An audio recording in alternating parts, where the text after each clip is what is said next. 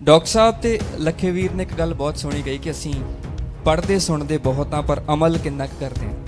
ਨਿੱਕੇ ਹੁੰਦਿਆਂ ਮੇਰੇ ਖਿਆਲ ਅਸੀਂ ਸਾਰਿਆਂ ਨੇ ਇੱਕ ਗੱਲ ਸਿੱਖੀ ਹੋਣੀ ਆ ਕਿ ਸੱਚ ਬੋਲਿਆ ਕਰੋ, ਝੂਠ ਨਾ ਬੋਲਿਆ ਕਰੋ, ਪਰ ਅਸੀਂ ਉਸ ਇੱਕ ਨੁਕਤੇ ਤੇ ਵੀ ਖੜੇ ਨਹੀਂ ਰਹਿੰਦੇ। ਗੁਰੂ ਸਾਹਿਬ ਕਹਿੰਦੇ ਕਿ ਜੇ ਜ਼ੁਲਮ ਕਰਨਾ ਪਾਪ ਹੈ ਤੇ ਸਹਿਣਾ ਉਦੋਂ ਵੱਡਾ ਪਾਪ ਹੈ। ਅਸੀਂ ਕਾਦੇ ਸਹਿ ਰਹੇ ਹਾਂ? ਕੀ ਅਸੀਂ ਉਹਦੇ ਲਈ ਕੁਝ ਕੀਤਾ?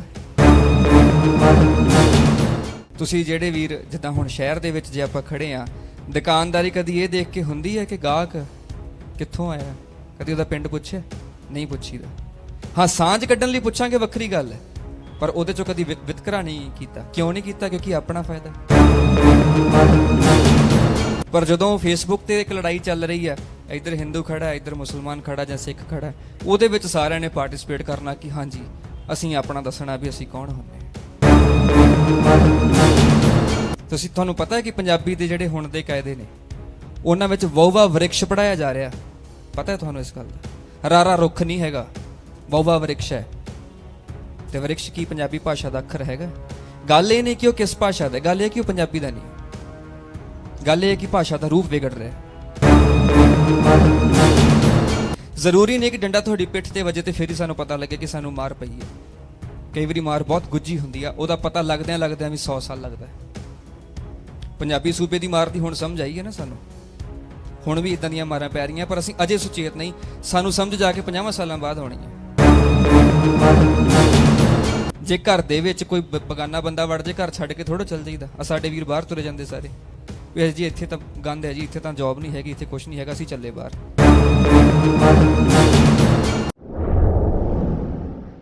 ਵਾਹਿਗੁਰੂ ਜੀ ਕਾ ਖਾਲਸਾ, ਸ਼੍ਰੀ ਵਾਹਿਗੁਰੂ ਜੀ ਕੀ ਫਤਿਹ ਜੀ। ਪਹਿਲਾਂ ਤਾਂ ਬੇਨਤੀ ਹੈ ਸਾਰੇ ਵੀਰਾਂ ਨੂੰ ਜਿਹੜੇ ਖੜੇ ਹੋ, ਆ ਜਾਓ, ਅੱਗੇ ਬਹਿ ਜਾਓ।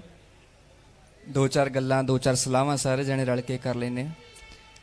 ਡਾਕਟਰ ਸਾਹਿਬ ਤੇ ਲੱਖੇਵੀਰ ਨੇ ਇੱਕ ਗੱਲ ਬਹੁਤ ਸੋਹਣੀ ਕਹੀ ਕਿ ਅਸੀਂ ਪੜ੍ਹਦੇ ਸੁਣਦੇ ਬਹੁਤ ਹਾਂ ਪਰ ਅਮਲ ਕਿੰਨਾ ਕੁ ਕਰਦੇ ਹਾਂ। ਨਿੱਕੇ ਹੁੰਦਿਆਂ ਮੇਰੇ ਖਿਆਲ ਅਸੀਂ ਸਾਰਿਆਂ ਨੇ ਇੱਕ ਗੱਲ ਸਿੱਖੀ ਹੋਣੀ ਆ ਕਿ ਸੱਚ ਬੋਲਿਆ ਕਰੋ, ਝੂਠ ਨਾ ਬੋਲਿਆ ਕਰੋ, ਪਰ ਅਸੀਂ ਉਸ ਇੱਕ ਨੁਕਤੇ ਤੇ ਵੀ ਖੜੇ ਨਹੀਂ ਰਹਿੰਦੇ। ਸਾਡੀ ਸਾਰਿਆਂ ਦੀ ਜ਼ਿੰਦਗੀ ਝੂਠ ਨਾਲ ਐਨ ਭਰੀ ਹੋਈ ਆ। ਫਿਰ ਅਸੀਂ ਉਹਦਾ ਆਪਣੇ ਵਾਸਤੇ ਜਿਹੜਾ ਇੱਕ ਕੱਢਿਆ ਹੋਇਆ ਨਾ ਹੱਲ, ਅਸੀਂ ਕਹਿ ਦਿੰਦੇ ਹਾਂ ਕਿ ਕਈ ਝੂਠ ਇੱਦਾਂ ਦੇ ਹੁੰਦੇ ਆ ਵੀ ਜਿਹਦੇ ਨਾਲ ਕਿਸੇ ਦਾ ਫਾਇਦਾ ਵੀ ਹੋ ਜਾਂਦਾ ਹੈ, ਕਿਸੇ ਦੇ ਨੁਕਸਾਨ ਤੋਂ ਬਚਾਇਆ ਜਾ ਸਕਦਾ ਹੈ ਨਾ। ਬਸ ਗੱਲ ਇਹ ਨਹੀਂ ਕਿ ਅਸੀਂ ਉਸ ਨੁਕਤੇ ਤੇ ਖੜੇ ਹੋਣ ਦੇ ਕਾਬਿਲ ਨਹੀਂ ਹੈਗੇ, ਸਾਡੇ ਅੰਦਰ ਇੰਨਾ ਦਮਖਮ ਨਹੀਂ ਹੈਗਾ। ਅਗਲੀ ਗੱਲ, ਗੁਰੂ ਸਾਹਿਬ ਕਹਿੰਦੇ ਕਿ ਜੇ ਜ਼ੁਲਮ ਕਰਨਾ ਪਾਪ ਹੈ ਤੇ ਸਹਿਣਾ ਉਦੋਂ ਵੱਡਾ ਪਾਪ ਹੈ। ਅਸੀਂ ਕਾਦੇ ਸਹਿ ਰਹੇ ਹਾਂ? ਕੀ ਅਸੀਂ ਉਹਦੇ ਲਈ ਕੁਝ ਕੀਤਾ? ਕੀ ਅਸੀਂ ਉਹਦੇ ਲਈ ਕੋਈ ਨਾਅਰਾ ਵੀ ਚੁੱਕਿਆ? ਕੀ ਅਸੀਂ ਕਦੇ ਕਿਸੇ ਸੰਘਰਸ਼ ਦੇ ਵਿੱਚ ਜਾ ਕੇ ਆਪਣੀ ਹਾਜ਼ਰੀ ਭਰੀ ਹੈ? ਮੁਬਾਰਕਬਾਦ ਇਸ ਗੱਲ ਦੀ ਹੈ ਕਿ ਅੱਜ ਤੁਸੀਂ ਆਏ ਹੋ, ਅੱਜ ਤੁਸੀਂ ਬੈਠੇ ਹੋ। ਇਹ ਬਹੁਤ ਖੁਸ਼ਕਿਸਮਤੀ ਹੈ, ਪੰਜਾਬ ਦੇ ਚੰਗੇ ਕਰਮ ਨੇ ਕਿ ਅੱਜ ਵੀ ਜੇ ਅਸੀਂ ਜਾਗੇ ਹਾਂ ਤੇ ਦਰੁਸਤ ਜਾਗੇ ਹਾਂ ਤੇ ਅਵੇਅਰਨੈਸ ਵੀ ਆ ਜਾਊਗੀ। ਤੁਹਾਡਾ ਇਕੱਠੇ ਰਹਿਣਾ ਔਰ ਤੁਹਾਡਾ ਰੌਸ਼ਨ ਦਿਮਾਗ ਹੋਣਾ, ਇਹੀ ਉਹਨਾਂ ਦੀ ਹਾਰ ਹੈ। ਜਿੰਨਾ ਚਿਰ ਤੁਸੀਂ ਇਕੱਠੇ ਹੋ, ਮੈਂ ਪਿੱਛੇ ਜੇ ਇੱਕ ਗੱਲ ਕੀਤੀ ਸੀ, ਵੀਰ ਹੋਣਾ ਉਸ ਦਾ ਜ਼ਿਕਰ ਵੀ ਕੀਤਾ ਅੱਗੇ, ਕਿ ਮੈਂ ਇੱਕ ਗੱਲ ਕਹੀ ਸੀ ਕਿ ਜਿੰਨਾ ਚਿਰ ਤੱਕ ਸਾਨੂੰ ਵੱਖਰੇਵੇਂ ਦਿਸਦੇ ਨੇ, ਸਾਨੂੰ ਪੱਗ ਟੋਪੀ ਬੋਦੀ ਦੇ ਵਿਚਕਾਏ ਜਿਹੜਾ ਫਰਕ ਹੈ, ਉਸ ਫਰਕ ਦੇ ਵਿੱਚ ਜਿੰਨਾ ਚਿਰ ਸਾਨੂੰ ਵਲਾ ਕੇ ਰੱਖਿਆ ਜਾਂਦਾ ਹੈ, ਅਸੀਂ ਉਹਨਾਂ ਚਿਰ ਤੱਕ ਧੱਕੇ ਖਾਂਦੇ ਰਵਾਂਗੇ। ਹਰ ਧਰਮ ਦੇ ਮੂਲ ਨੂੰ ਸਮਝਣ ਦੀ ਲੋੜ ਹੈ, ਹਰ ਧਰਮ ਗ੍ਰੰਥ ਦੇ ਮੂਲ ਨੂੰ ਸਮਝਣ ਦੀ ਲੋੜ ਹੈ ਕਿ ਪਿਆਰ ਕੀ ਹੈ ਤੇ ਆਪਸੀ ਭਾਈਚਾਰਾ ਕੀ ਹੈ। ਤੁਸੀਂ ਜਿਹੜੇ ਵੀਰ ਜਿੱਦਾਂ ਹੁਣ ਸ਼ਹਿਰ ਦੇ ਵਿੱਚ ਜੇ ਆਪਾਂ ਖੜੇ ਆ, ਦੁਕਾਨਦਾਰੀ ਕਦੀ ਇਹ ਦੇਖ ਕੇ ਹੁੰਦੀ ਹੈ ਕਿ ਗਾਹਕ ਕਿੱਥੋਂ ਆਇਆ? ਕਦੀ ਉਹਦਾ ਪਿੰਡ ਪੁੱਛਿਆ? ਨਹੀਂ ਪੁੱਛੀਦਾ। ਹਾਂ, ਸਾਂਝ ਕੱਢਣ ਲਈ ਪੁੱਛਾਂਗੇ, ਵੱਖਰੀ ਗੱਲ ਹੈ, ਪਰ ਉਹਦੇ ਚੋਂ ਕਦੀ ਵਿਤਕਰਾ ਨਹੀਂ ਕੀਤਾ। ਕਿਉਂ ਨਹੀਂ ਕੀਤਾ? ਕਿਉਂਕਿ ਆਪਣਾ ਫਾਇਦਾ।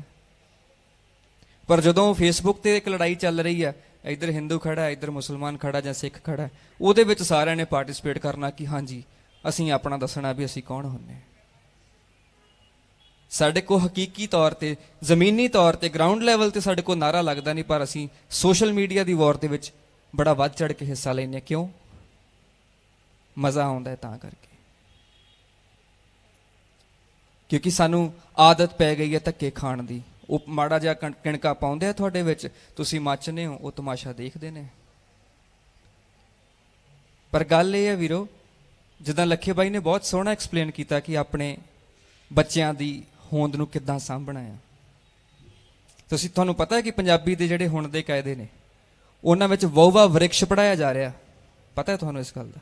ਰਾਰਾ ਰੁੱਖ ਨਹੀਂ ਹੈਗਾ, ਵਉਵਾ ਵਰਿਕਸ਼ ਹੈ। ਤੇ ਵਰਿਕਸ਼ ਕੀ ਪੰਜਾਬੀ ਭਾਸ਼ਾ ਦਾ ਅੱਖਰ ਹੈਗਾ? ਗੱਲ ਇਹ ਨਹੀਂ ਕਿ ਉਹ ਕਿਸ ਭਾਸ਼ਾ ਦਾ, ਗੱਲ ਇਹ ਕਿ ਉਹ ਪੰਜਾਬੀ ਦਾ ਨਹੀਂ ਹੈ।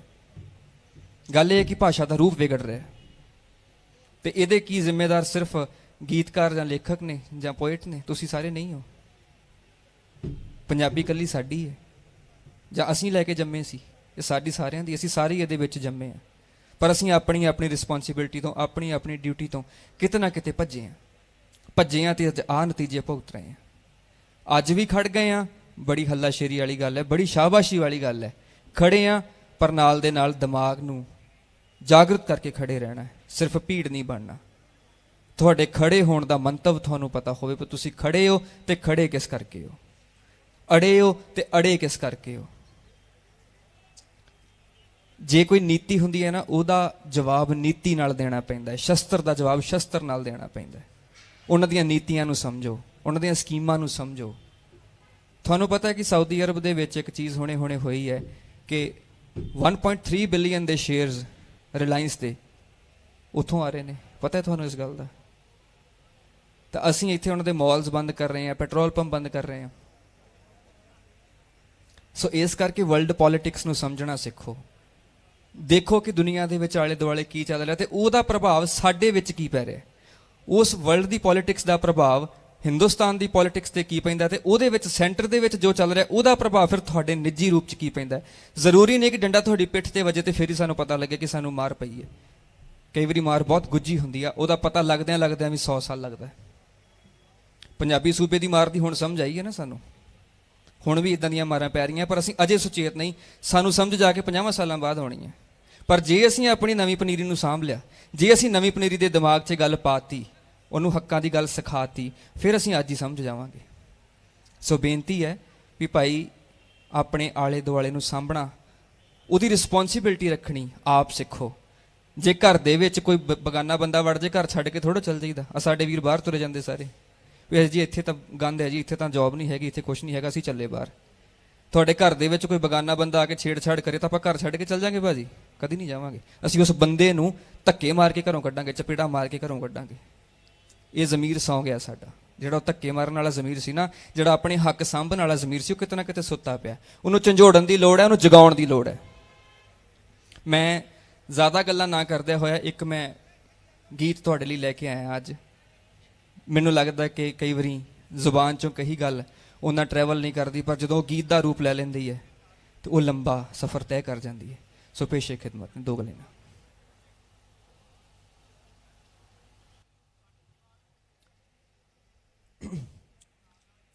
ਕੀ ਪਾਲੇ ਦੀ ਔਕਾਤ ਕੇ ਸੂਰਜ ਠਾਰ ਦਵੇ,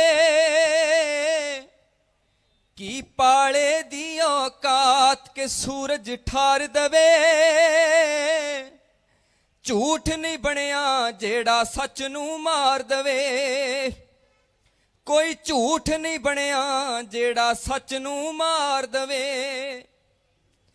ਕੌਮਾਂ ਉੱਤੇ ਪੀੜਾਂ ਬਣਦੀਆਂ ਰਹਿੰਦੀਆਂ ਨੇ, ਤੋਪਾਂ ਅੱਗੇ ਛਾਤੀਆਂ ਤਣਦੀਆਂ ਰਹਿੰਦੀਆਂ ਨੇ। ਕੌਮਾਂ ਉੱਤੇ ਪੀੜਾਂ ਬਣਦੀਆਂ ਰਹਿੰਦੀਆਂ ਨੇ, ਤੋਪਾਂ ਅੱਗੇ ਛਾਤੀਆਂ ਤਣਦੀਆਂ ਰਹਿੰਦੀਆਂ ਨੇ। ਤੇ ਮਾਵਾਂ ਐਸੇ ਪੁੱਤ ਵੀ ਜਣਦੀਆਂ ਰਹਿੰਦੀਆਂ ਨੇ। ਕੌਮ ਜਿਤਾ ਕੇ ਜਿਹੜਾ ਜ਼ਿੰਦਗੀ ਹਾਰ ਦਵੇ, ਝੂਠ ਨਹੀਂ ਬਣਿਆ ਜਿਹੜਾ ਸੱਚ ਨੂੰ ਮਾਰ ਦਵੇ। ਝੂਠ ਨਹੀਂ ਬਣਿਆ ਜਿਹੜਾ ਸੱਚ ਨੂੰ ਮਾਰ ਦਵੇ। ਨਹੀਂ ਝਖੜਾ ਕੋਲੋਂ ਬੁਝਦਾ ਦੀਪ ਉਮੀਦਾਂ ਦਾ, ਬੋਲ ਨਹੀਂ ਫਿੱਕਾ ਪੈਂਦਾ ਕਦੇ ਸ਼ਹੀਦਾਂ ਦਾ। ਬੋਲ ਨਹੀਂ ਫਿੱਕਾ ਪੈਂਦਾ ਕਦੇ ਸ਼ਹੀਦਾਂ ਦਾ। ਉਹ ਰੱਬ ਨੂੰ ਸੁਣਨਾ ਪੈਂਦਾ ਹਾਲ ਮੁਰੀਦਾਂ ਦਾ। ਸਰਬੰਸ ਹੀ ਜਿਹੜਾ ਧਰਮ ਦੀ ਖਾਤਰ ਵਾਰ ਦਵੇ,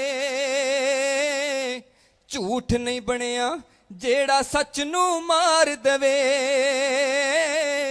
ਕੀ ਪਾਲੇ ਦੀ ਔਕਾਤ ਕੇ ਸੂਰਜ ਠਾਰ ਦਵੇ। ਸੋ ਇਹ ਸੱਚ, ਇਹ ਹੱਕ ਦੀ ਲੜਾਈ ਤੁਹਾਨੂੰ ਸਮਰਪਿਤ ਹੈ।